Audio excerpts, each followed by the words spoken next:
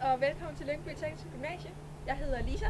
Og jeg hedder Claus, og vi vil gerne tage dig med på en rundtur herude på vores uddannelsessted. Kom med en gang.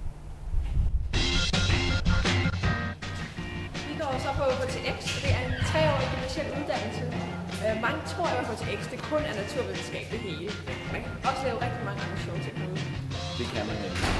HTX det handler nemlig om alt lige fra biologi, hvor du går en hypotese og finder det forventede svar, til at bygge din egen robot i teknologi, som du selv programmerer, og til at bygge en stol i design, som du selv har designet for at programmere. Så vi viser, hvad vi også kan lave herude også.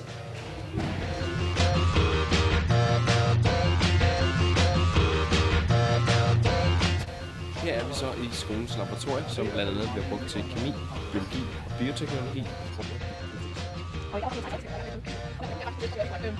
Og her er vi ved at lave parfume. Det vi så har nået til nu, det er, at vi har saltsyre i den her med magnesium, strips, som ser sådan ud, og du har sådan noget her.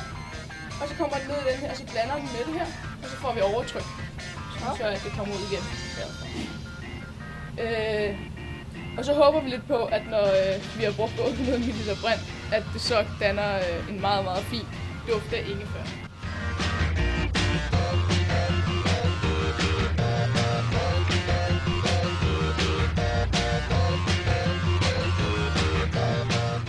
Og her der har vi så vores computerlokale. Kan du fortælle os lidt om, hvad det er, du har gang i? Selvfølgelig, jeg sidder ved at printe, eller jeg har lige printet en kæmpe plakat ud i mit designfag på 3. år. Jeg har tegnet det her galleri, som ser lige ud i den gule plantage i Hellerup. Og jeg har gjort brug af skolens kæmpe plotter til at printe det 1,20 meter ud.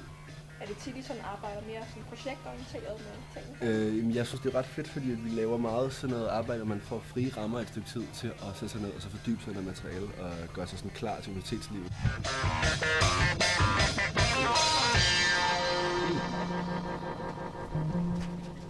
Og her har vi nogle rigtig seje kommunikationselever. Hvad laver man normalt som kommunikation?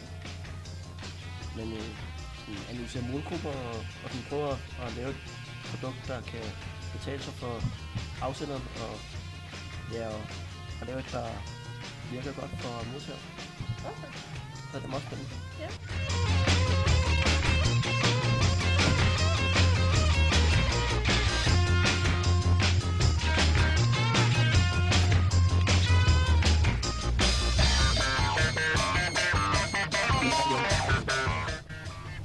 Og så har vi så et musiklokale her på skolen, hvor man kan komme efter skolen og spille lidt, hvis man har lyst til det, og man kan også have musik herhenne som valgfag.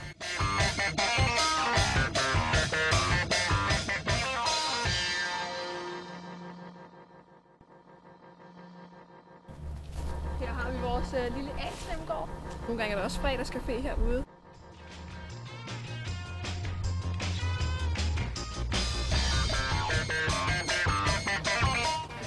Når nu vi ligger herude på DTU, så er vi selvfølgelig også en del af det sociale liv, hvor vi bliver inviteret til blandt andet fester og koncerter, som vi kan se her.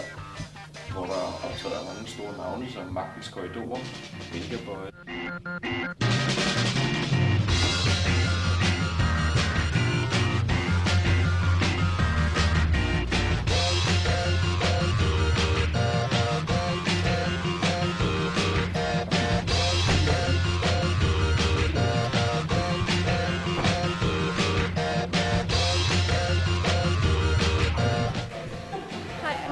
I elevophold, hvor eleverne efter skole kan sidde og hygge sig, også i frikvartererne og sådan noget. Og om fredagen så er så fredagscafé, hvor man kan købe øl og feste og bare hygge.